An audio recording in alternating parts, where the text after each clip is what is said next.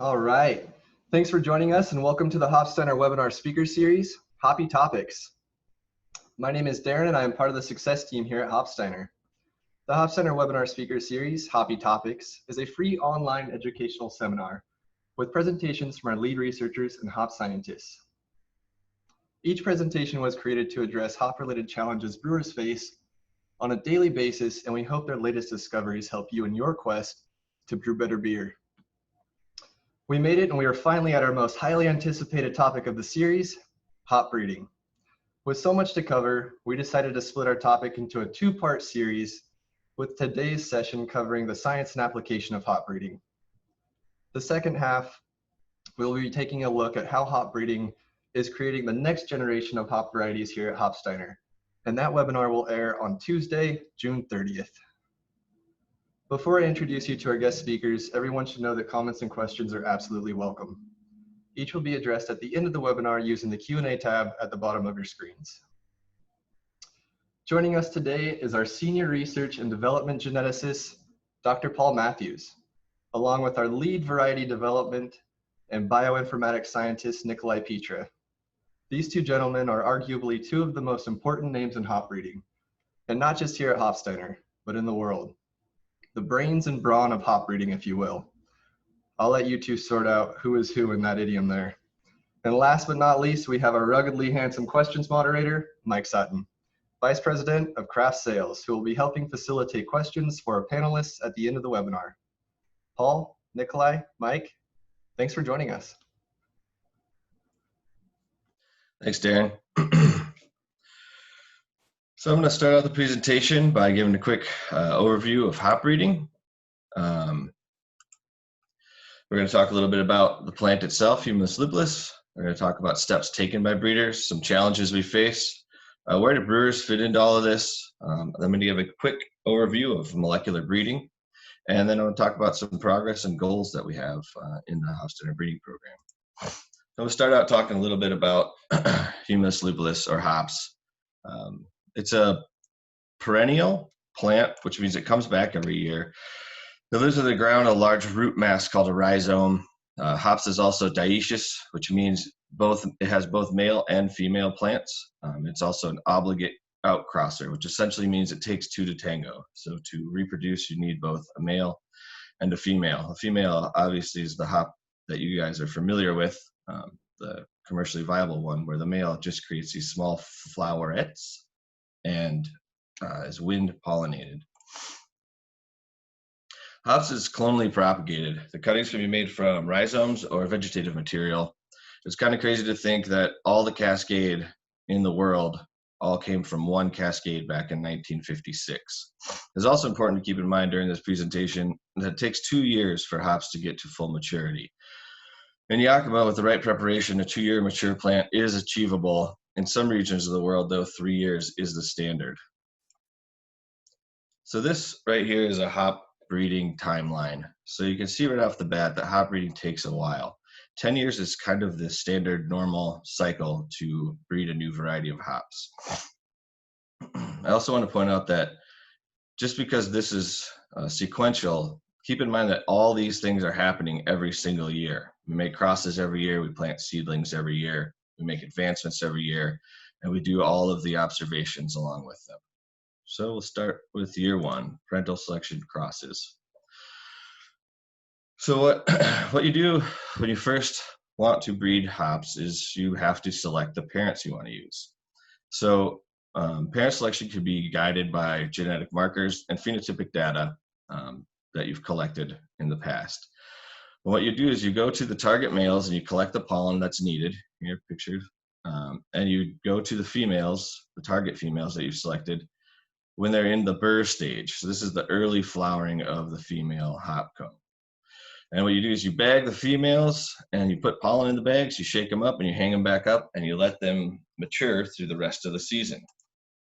So at the end of the season, you collect the mature cones from those bags and the seeds are inside those cones.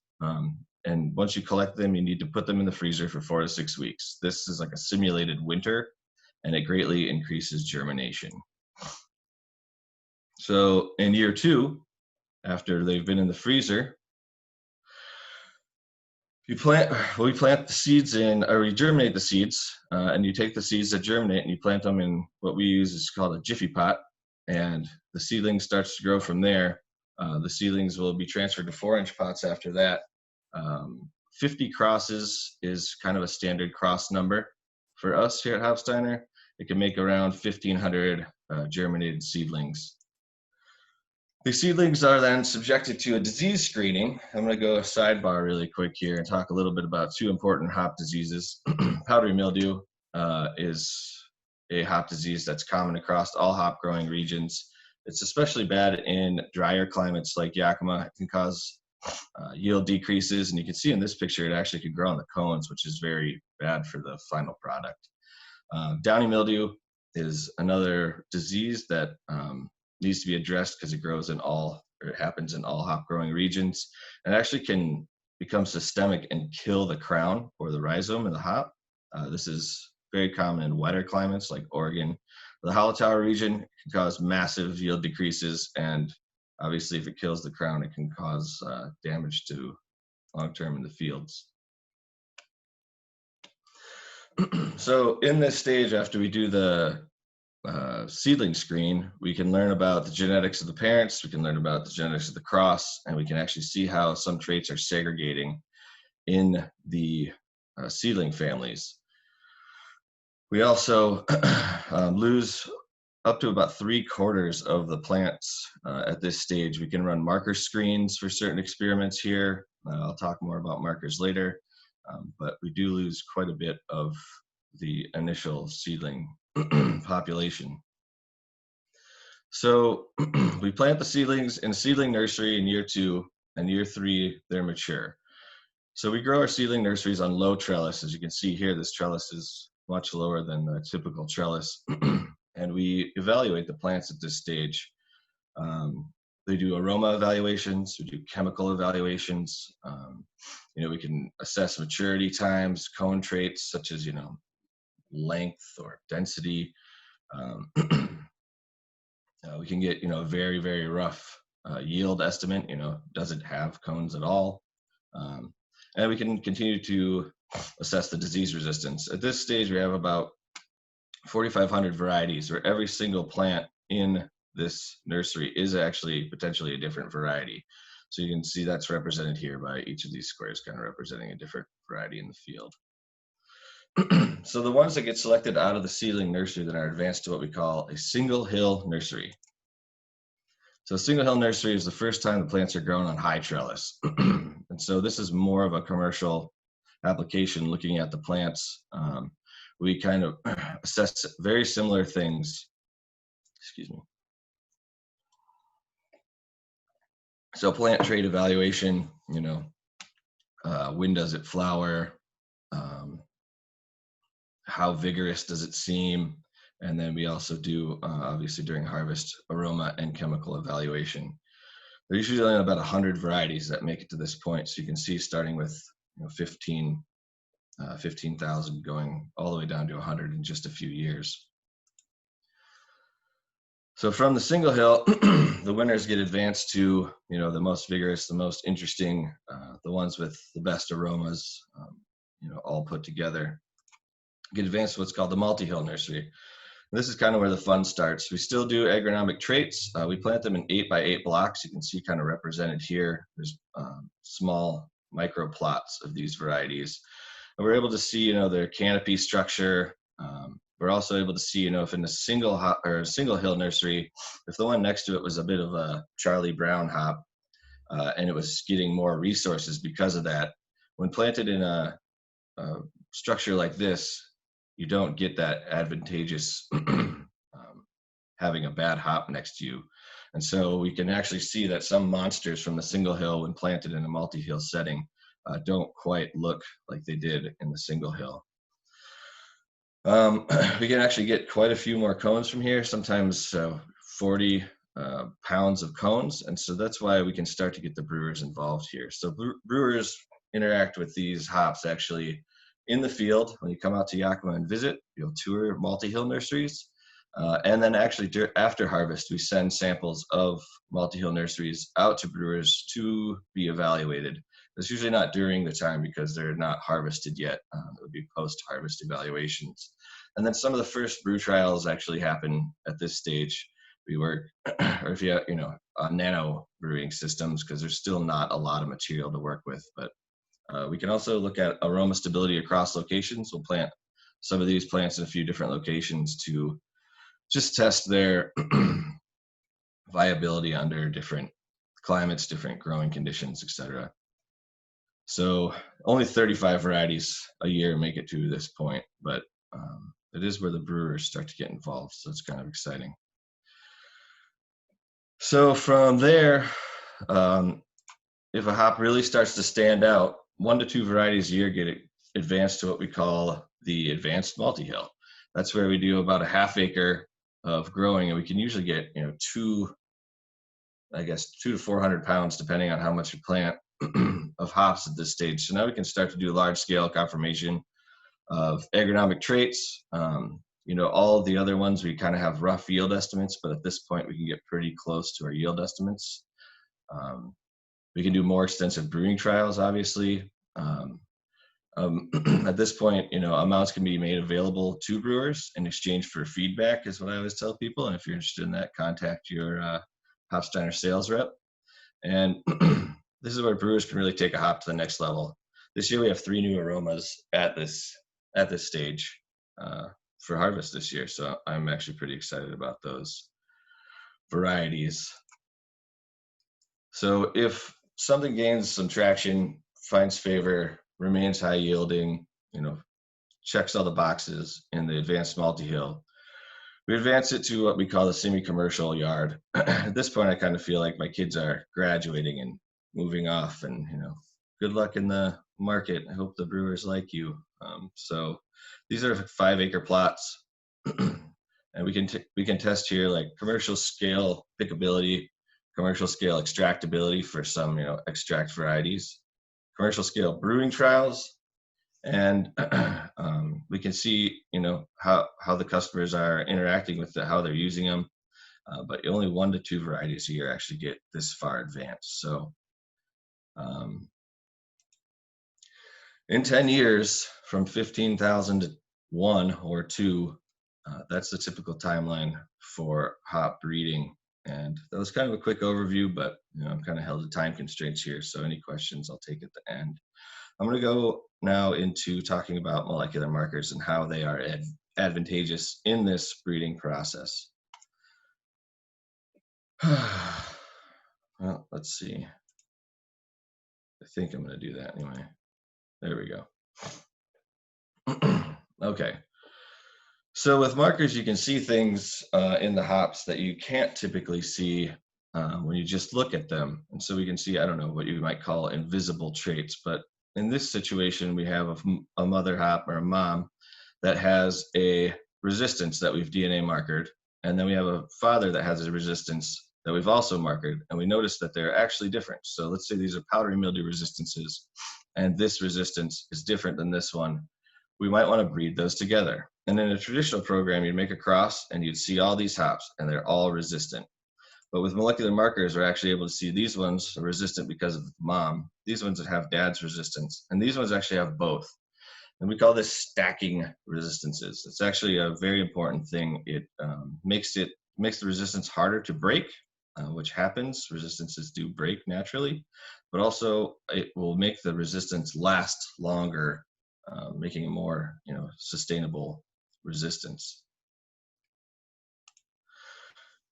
So another thing that molecular markers are able to do is when we can marker males, we can actually look for female traits in male hops. So for a long time, when you would select a male, you could select on vigor, but you could never select on any cone traits because the males don't make cones. So in this example, I have a small cone size female, cone size attribute like large in this female, and so we've markered this in this hypothetical, and we can actually look in the male and say what does your offspring have a high probability of having. In this case, we can see that it would be a large cone size. So being able to select on the male side is a very powerful thing that molecular markers allow us to do.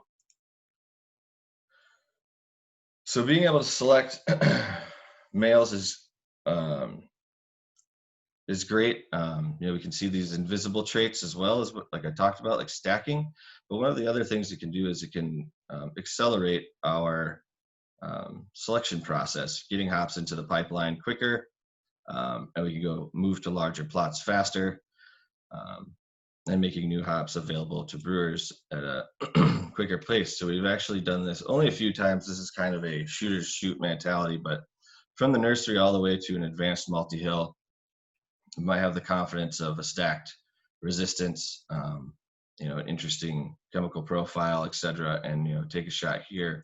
More typical 1 or 2 year leaps where if a single hill looks very promising, we might skip the multi-hill and go to a larger expansion there. But you can see with these jumps and the confidence that molecular markers can provide, we can move this process along quicker, which is just another advantage of using molecular markers. So I'm going to talk a little bit now about some of the chemical properties of the hops that we're breeding now. So using markers, we're making superior hops with disease resistance, higher yield, drought resistance, etc. But we're now also breeding for genetic chemical content diversity. So this is actually making some really great hops with exciting aroma profiles. This graph I'm showing here is actually GC data. On the left, you have a handful of commercial varieties. And on the right here, you see, I can't guarantee that all these experimentals are going to be going to the market. They're in various stages of the process. But what you can see is the terpene profiles that we are achieving, and we have the genetics to breed for flavor. Sorry.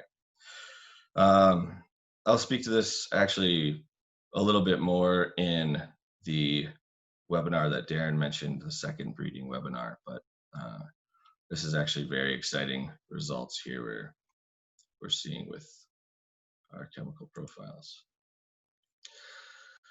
So we hold ourselves to a high standard here at Hopsteiner. We believe it is an obligation to protect the resources of the valley we live in. We set the yield acre bar for advancing lines 20% higher than the current Washington state average. With natural resistances at the forefront of our program, farmers can lessen pesticide usage and lessen the associated yield loss to deliver a clean, consistent product year in and year out. We have marked several powdery mildew resistances and have successfully stacked them together in several lineages. And we have employed downy mildew markers for years now and have a downy mildew marker paper actually in review right now.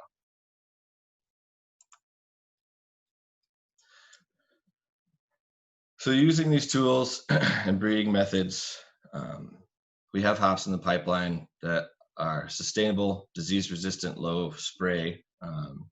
We have high alpha lines that are also coming out of this. I've kind of focused on aroma because I know that a lot of brewers here are more interested in the aroma side, but we do have high alpha lines as well. And then we have these exciting aroma lines coming out. So employing these methods is good for the valley and the industry at large.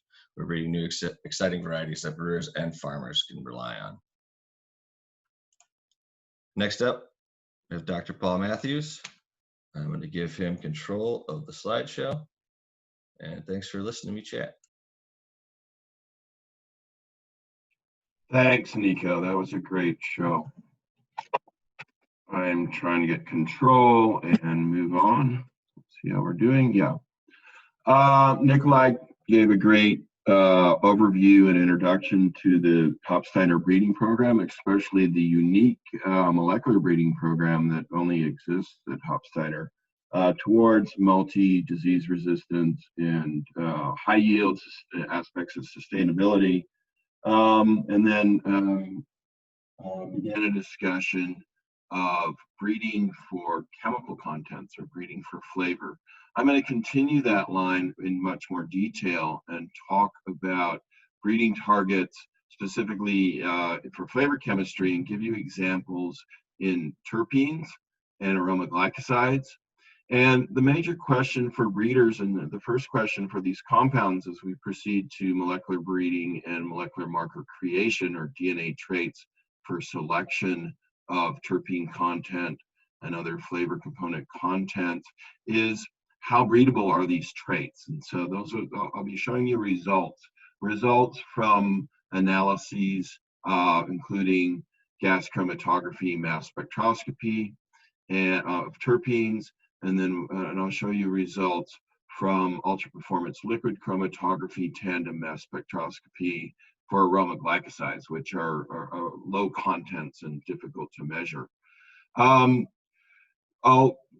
The results I'll show you, we'll get into some statistical analyses results. We'll look at Pearson correlations of terpene content across our populations, and I'll talk about co-selection, to be defined later, and hierarchical clustering of chemical distance. So this is the sum of the distance of the chemical differences between varieties for our study populations. And I'll show you this concept and how we can look at this question: how genetic or how breedable are these chemical content traits? And finally, during the course of our studies, we have an experimental design, which I'll show you, that allowed us to detect and assess terroir of aroma glycoside compounds in our case here, but a general program we have to look at terroir. And we'll just use analysis of variance to ask the question: how genetic, and what is the are there effects of location or terroir on aroma glycoside chemistry? So our experimental design is based mostly on about 35 varieties that are in multi-hill nurseries, but they're in 2 locations. They're in Yakima, Washington, in the valley, and they're also in the Kootenay Valley in northern Idaho. So we have this sort of perfect for breeding and assessment of environmental effects, the same varieties and multiple replicates in 2 locations.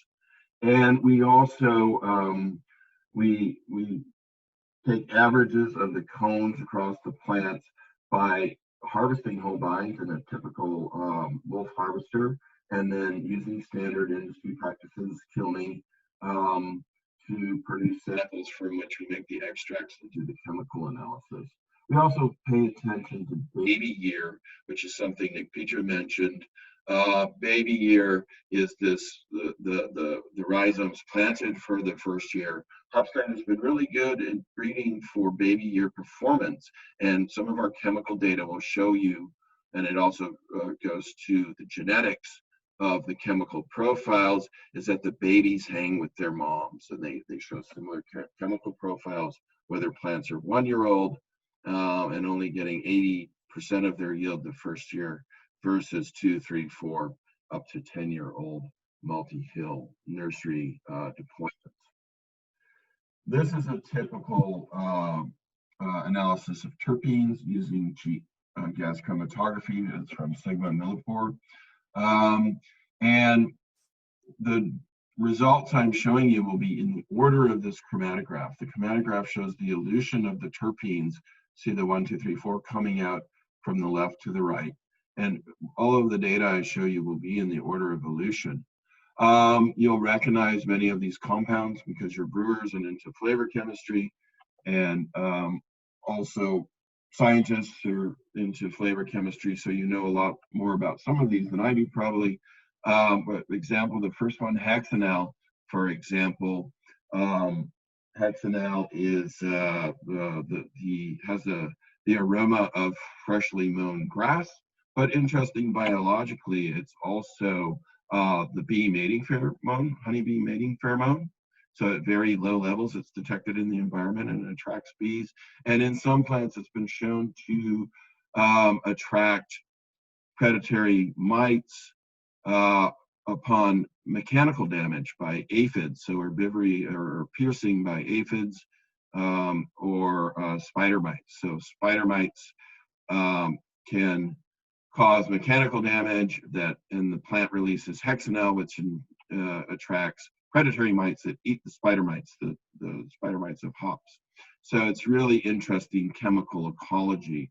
And most chemistry, although we use it for health and brewing from a human perspective, most hop chemistry, the secondary metabolites, are involved in disease resistance or response to the microbiome or response to insects, so they're defense compounds. At Hopsteiner, we measure 73 different peaks. Some of them are mixed. I won't show you the detail of this, but we have an enhanced GCMS protocol, and the data will be coming from that. Here's a first statistical analysis of chemical content data on terpenes from the GCMS. And this is difficult to see. We have a list of our samples. In our sample design, we have lots of biological replicates. We bulk samples for averages. We have babies, and then we have samples in multi-hills in 2 locations. So that's the design to remember. And down the left of the beginning of this table, where you should be looking at patterns, not at the data itself, there's the list of those 73 compounds in order of evolution. And across the top is the list of those compounds in order of evolution also. And then we've done a typical Pearson correlation. So the diagonal in green is perfect correlations of 1. That's the compound correlated with the content of that compound, the amounts in the population to itself. And so the correlation is 1. If we look more closely at some data, we see that other compounds are correlated with each other. For example, geraniol is correlated with alpha-pinene and beta-pinene and myrcene with a fairly high correlation coefficient. And then if you look down limonene, it's very highly correlated with beta-pinene and myrcene. And then we also see anti-correlations or negative correlations. For example, undecanone is negatively correlated with the myrcene content. So higher myrcene, lower undecanone, high undecanone, lower myrcene. So these probably have come from, the biology of the situation, again, which we can talk about another day. For breeders, this is important. First, it's showing that in a population of our multi-hill nursery plants, and probably can extend this to other populations, there's a genetic component to the terpene contents or the volatile contents here. Some of these are volatile, so not terpenes. And correlation of traits from a breeder's point of view can be good and bad. We select traits. So if we go in and select for high myrcene, we may also co-select for high geraniol. Or if we select for geraniol, we may be selecting for pinene and high myrcene, or maybe just glandularity, high oil content. And so very often breeders want to break these correlations, so we can select for geraniol and have high geraniol and maybe not have the associated and correlated high myrcene. So this is great information for breeders and harkens back to Nick's talk about selection and Hopsteiner's genetics, which is providing us with some interesting genetics that may break some of these correlations. So this is agglomerative hierarchical clustering. It's a mouthful. And this is another approach that's based on chemical distance. Chemical distance is looking at each variety in a pairwise fashion and summing up the chemical content differences in our set of compounds here, the terpenes. And that agglomerate is the chemical distance between them. And then we can do clustering, hierarchical clustering, or principal component analysis with the chemical content information. And this dendrogram here is showing the clusters, and along the bottom is the list of varieties. For example, on the right, there's lemon drop, and we see that different deployments of lemon drop, different biological samples cluster together. The lemon drop babies cluster with the lemon drop adults, where the baby is a 1-year-old deployment and the adults are 3 to 10 years old. And we also can see some things outliers in this. So outgroups such as 09326 on the left clusters with its babies. We also have the 2 location in some instances for these, and we show that even though these hops were grown in Yakima Valley versus the Kootenay Valley in northern Idaho, they still cluster together based on their chemical distance. So this is one way of assessing how genetic is the chemical profile, in this case the terpenes, and looking at outliers. Principal component analysis, as you know, is a good way to look at clusters and then also find outliers from clusters. You see, and these are hard to read because they're all clustered, but we see the outliers here.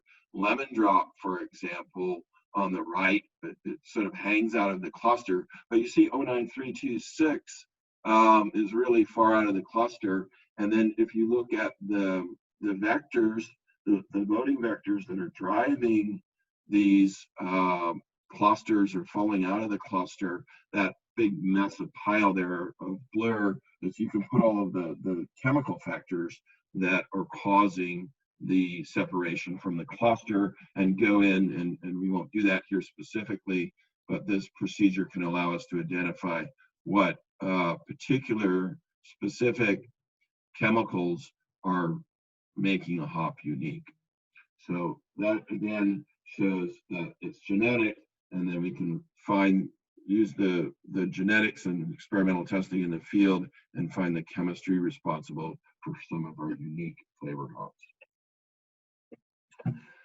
While we were doing this study, we found an interesting instance of terroir, and the studies are set up to detect and assess the extent of the terroir, the effect strength of the terroir, using ANOVA. So terroir is defined, and this comes from the wine grape people, as location, but location has components. It's the soil, it's the climate, the terrain, where the terrain, sometimes called aspect, includes you know, how it's sitting on a hillside and whether there's a forest nearby, what animals are running around, and tradition would include the humans of those animals running around, sometimes added. But terrain is all the other components, including the soil microbiome, which is we're finding is exceedingly important in determining these defense compounds and flavor compounds. Specifically for Yakima Valley versus the Kootenay Valley, we've collected information about the climate, soil, and terrain. And the blue is in Kootenay. The bars of relative humidity are not negative relative humidity. That just is the differential from Yakima. So it's more humid in general, although it gets humid in Yakima sometimes because it's irrigated agriculture. Precipitation, of course, Yakima is dry and it rained there looks like once or twice in the year. We get about 8 inches a year. Up in Idaho, there's more frequent rain events. Interesting, solar radiation is high during the months of harvest in the north there. That could be ozone related. And air temperature is, of course, higher in Yakima Valley, and is shown there. The soil is entisol. I don't know if you've been to northern Idaho. It's just god-awful beautiful. The terrain is boreal. It's forested pine trees, so the soil reflects that. Yakima has what was originally volcanic aridisol, and that we have USDA definitions of these and more information that I can show you later. And the terrain in Yakima is largely shrub steppe that's been converted to irrigated agriculture. So the typical biological approach to phenotype is what is the trait of the plant, and the degree of the trait of the plant is to consider that the trait is part genetic, and then part environment, and then part in terms of hops, we like to say processing, that is how the plant is cultured, how the agricultural product is processed, which would be kilning and extraction and packaging, maybe in our case, and then the complex interactions of those factors. Terroir for us here, to match our definition, is really the environment, right? It's all the aspects of the location that are different come from being in a different location you have in a different environment. And we asked how genetic are the aroma glycosides. Let me just, I bet you know about the aroma glycosides. They're certainly been well studied in wine and are in the literature recently, last few years in hops. Aroma glycosides are volatile compounds such as raspberry ketone or phenylethyl alcohol or hexanal or linyl that are bound to a sugar. And when they're bound to the sugar, which in the figures there, where I was just looking at the volatile part in the stick figures and in the structure, the GLC means is a sugar. That's actually a big molecule there with lots of oxygens and rings. And the sugars in this case are rabinosides. So we just call them glucosides. So raspberry ketone, the volatile, is not volatile when it's bound to this big sugar. It's soluble in water. It's extractable in beer. If you're adding them in an early addition, these probably are volatilized because the heat of boiling is going to break the glycosidic bond. Also, if you're adding them in late additions or they carry through the yeast and fermentation supplies a glycosidase, which is an enzyme that breaks the sugar from the volatile and releases that aroma and flavor compound. Or in storage, just time and thermal degradation or oxidation can lead to beer creep, which is maybe related to some degree to these glycosidically bound compounds. Thiols are another example, but certainly the aroma glycosides are important here. So this is why we study these. Again, today we're looking at how genetic they are. And we noted by looking at plants grown in Yakima versus Kootenay, where we have Kootenay in blue here in the bars and Yakima in red, that across a number of varieties listed on the horizontal axis, if you look at raspberry ketone there, the RK, basically it doesn't matter so much where they're grown. It seems to be genetic, and different varieties have different amounts of raspberry ketone glucoside, and it follows, the pattern is genetic and is not dependent on location. But look at hexanal glucoside down below. Obviously it's higher, 7 to 8 times higher in Yakima Valley. The genetic trend is still there, but it seems to be induced by something about the terroir of Yakima Valley. We can measure the effect with a 2-factor ANOVA over the locations with environment genotype. So the terroir would be environment here. And you see for raspberry ketone and the phenylethyl and the linalool glucosides, they're mostly genetic. So 94.4 is of the variability in the content in our population is accounted for by genotype, by variety. So that's very genetic. That's good news. That's a breedable thing. Anything that's sort of over 70% genetic is a good breeding target, but we can deal with things that have less of a genetic component. Look at hexanal. There's the numbers from the ANOVA analysis. It's got a large environmental component, 48.1% seems to be environmental, although there's also a suggestion of breedability as well. So that's the terroir of our Idaho versus Yakima location and its effect on a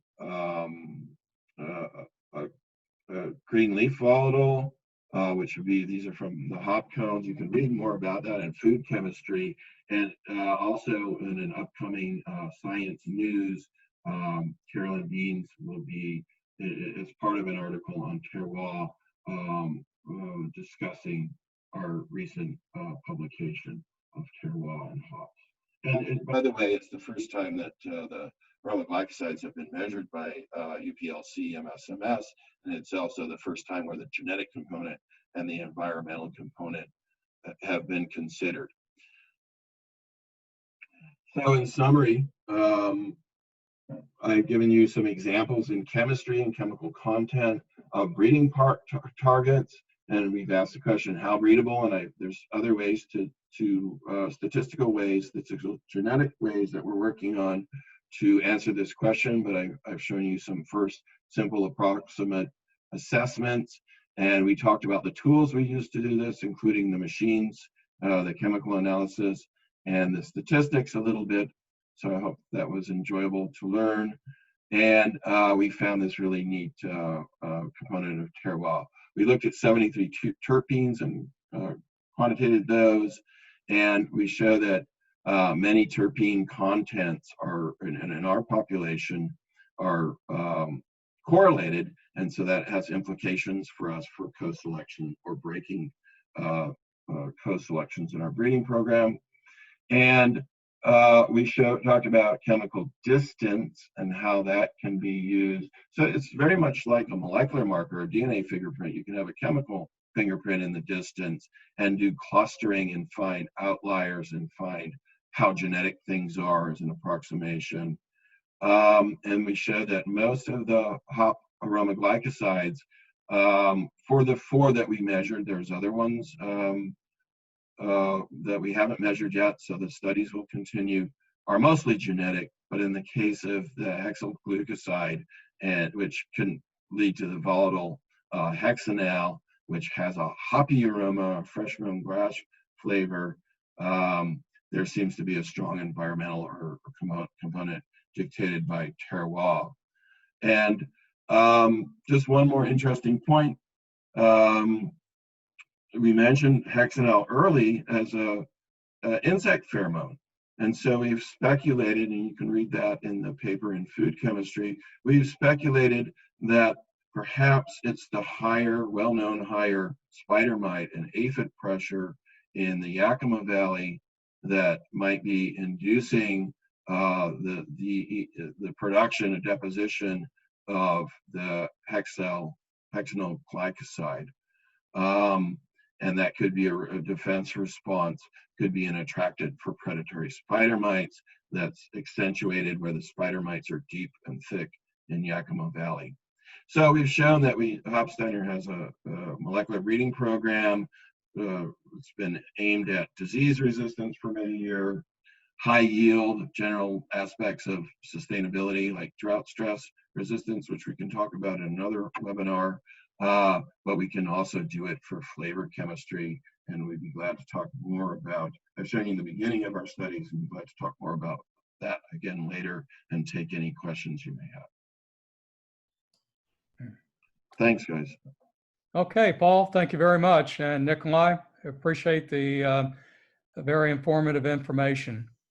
So at this point, we'll start with the Q&A session. And the first question here is, does the Hopsteiner breeding program in Germany use the same molecular marker program? Yeah, we consider ourselves all one breeding program. So the molecular markers we develop here, we also develop with our colleagues in Germany, Alex Feiner, and so the downy mildew study was actually done in Germany. The markers were made there and are tested across the different, obviously across the different environments. But yes, is the short answer, and the long answer is we are one breeding program. I can just make that a little bit longer. I mean, there potentially, even for things like disease resistance, there's a location, an environmental component, and we do consider that when we do downy mildew analysis. I mean, for the recent upcoming manuscript from Alex Feiner, we did those experiments actually in a growth chamber in Germany, but then it gets tested. Everything has to be tested out in the field. You know, we can do experiments in the lab. It's got to be tested in the field, and the field would mean in the different locations of our breeding program. Dr. Alex Feiner. Dr. Alex. Okay. Next question. Can hop breeding be done via tissue culture? And also, is growing hops in a greenhouse hydroponic successful option to opt for in a tropical region? Let me address the tissue culture, and then Nick can talk about the hydroponics. Yes, we do hops in tissue culture. Hops are quite easy to do in tissue culture. So the advantage of tissue culture is, really having sterile, virus-free, mildew-free material that's kept sort of in suspended animation. You can simply do cuttings and sterilize them in bleach and put them in tissue culture. There's some studies from other groups that show that hop tissue cultures are quite genetically stable, unlike the fair sister hemp has some instability in tissue culture. So hop seems to be a really good plant, performs well in tissue culture, and we keep all of our essential core collection of breeding lines are kept in 2 locations in tissue culture for safety, and then also as a repository, we can always go back to clean material. And sometimes we can accelerate that with methods of growing that Nick can mention. On the hydroponic side, it's kind of a multifaceted question. It is expensive to do, and the reason it works in some other crops is the price. The price point is worth the amount of overhead investment. Hops, there's research that show that it works hydroponically, but you just have to, I guess, that would be more of an accounting question. Yes, you can grow it, but can you, regain your investment doing that? I know that there are some large farms, I think in the Netherlands. There's also smaller farms in Colorado that do indoor hop growing, but the yields are limited compared to a field. I know that the flavor chemistry is really quite different. I mean, the flavor chemistry has been reported very, very different. Because of the fast growing rate, a lot of the cone secondary metabolites don't accumulate as they would in the field because of the quick turnaround. So yeah, it's a hard question to answer with a yes or no, but there's a lot of things to consider. I guess if you have a more pointed question, I can maybe address that, but that's my understanding of it. There are some nice publications from another group that you can also look up on hydro hops, of course. Okay, thank you. Next question. Have you incorporated the Terroir finding into Hopsteiner? Seems like there's little awareness leading to the interchanging of different locations between varieties often. Nick can speak about multi-location trials and how we, assess different varieties for breeding, for vigor and also for chemistry and flavor in different varieties. It's really essential, and it's important that Hopsteiner has such a wide and multi-location breeding program. The work on the specific terroir I spoke of with the aroma glycoside needs more work. That's a preliminary study. It's extremely intriguing. For example, now we want to continue studies where we control the spider mite pressure, although nobody likes us playing with spider mites. We can control the spider mite pressure and test that hypothesis. You can imagine, for example, if we do find that the aspect of the terroir is the microbiome, or it's the insect pressure in combination, say, with the abiotic stresses, like the relative humidity or the degree of the amount of ultraviolet B radiation that's location specific. We can incorporate that into our breeding program. I can't say, yeah, we're already there, but we're heading that way. For example, if hexanyl glucoside is a response to mite pressure, it may also be something we can breed for. We can look for plants that have a heightened response. Remember, some of those genotypes, varieties, had higher levels of that hexanyl than others stored up. And so that's a lead for breeding for spider mite resistance. We can breed for and also control our cultural practice control the spider mite pressure to control flavor profile. So we consider all of this into both breeding and our agronomic practice. And yes, it's underway. Okay. Question here, are hops grown in New Zealand still free of powdery mildew disease, or has it hit them as well? From what I understand, they still are, but I don't have any recent documentation on that. Yeah, I haven't heard of any outbreaks in New Zealand yet. Okay. Okay, next question. You talk a lot about disease-resistant markers. What other traits do you have markers for? Alpha, oil content, yield factors, etc.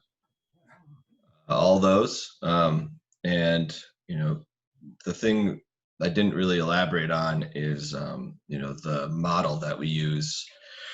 So the model, can be fed, any phenotypic observation that you can make with enough power. And if it's not too multigenic, it can point to places in the genome, which is a marker, which, a place in the genome is a marker that are highly correlated with that. So we definitely are, yield is kind of a high hanging fruit because, a disease resistance is, does it get sick, does it not? It's almost binary. Some of them are actually like, does it get a little bit sick, does it get a lot of sick, but it's a little bit lower hanging fruit, where yield, can come into play with, the bunching of the actual flowers, or, the density of the flowers, or the length of a sidearm, or the length of an internode, all play into yield, the root mass. And so yield is a lot more difficult. So like you said, aspects of yield are definitely something that we are exploring. But, the bottleneck always used to be, can we get enough genotyping to do this? But the bottleneck is now, how powerfully can we phenotype to make our pipeline put out meaningful markers? So we are constantly coming up with new studies, new ideas.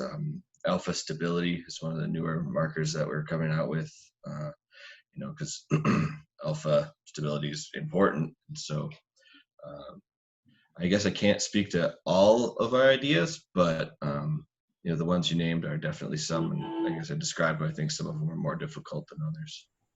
We also now, just on the chemical side, we didn't talk about that today. I gave you sort of the preliminary discussion, but we certainly have molecular markers now for many chemical components that are flavor and also perhaps disease resistance and chemical defense. So I look forward to talking to you again about more traits as we stack them up. Genetic diversity is another one too, obviously. That's a big, Yeah, just to add on to that, do you have markers for the polyfunctional thiols that have become real popular due to the fruity contribution into beers? Those studies are underway, Mike, but not yet. And this is the measurement of those compounds that exist at very low levels and are difficult to measure reliably has been, there's good research out there, and we're doing that too. But that's a new target, intriguing target. It's very much like the aroma glycosides, hard to measure and needs a lot more work. I imagine we'll have molecular markers with the studies that I think you can see we're working towards as a team within the next few years. Okay. Yeah, kind of piggybacking off of that there, I have a question of my own going back to the GC data. Is there anything that you guys are particularly excited about? Yeah, that graph. Yeah. Do you mind pulling that back up again? Super excited about that graph. I don't know how to move through these slides quickly. So a good deal of these hops are, in our advanced lines and have, come through our internal panel. And, we've had brewers and some external panelists interact with these hops. And are very excited about them. Actually, the selections for which ones to run a lot of these GC analyses on came from, they do check most of the boxes and then have really awesome aromas. So when we got these results back, to see them as sort of outliers as compared to your typical hops was very exciting to me. As I guess proof of concept slash, I'm kind of excited to see what brewers can do with it. Like, what does it mean? To me, it means genetic diversity. It means, chemical content diversity, but I'm excited to see what they taste like. Okay. Question here, are there any GMO hops, and if not, why? Yes, there are GMO hops. They were produced in Germany over a decade ago, and they're outside. They grow in a screen, so they're protected and controlled.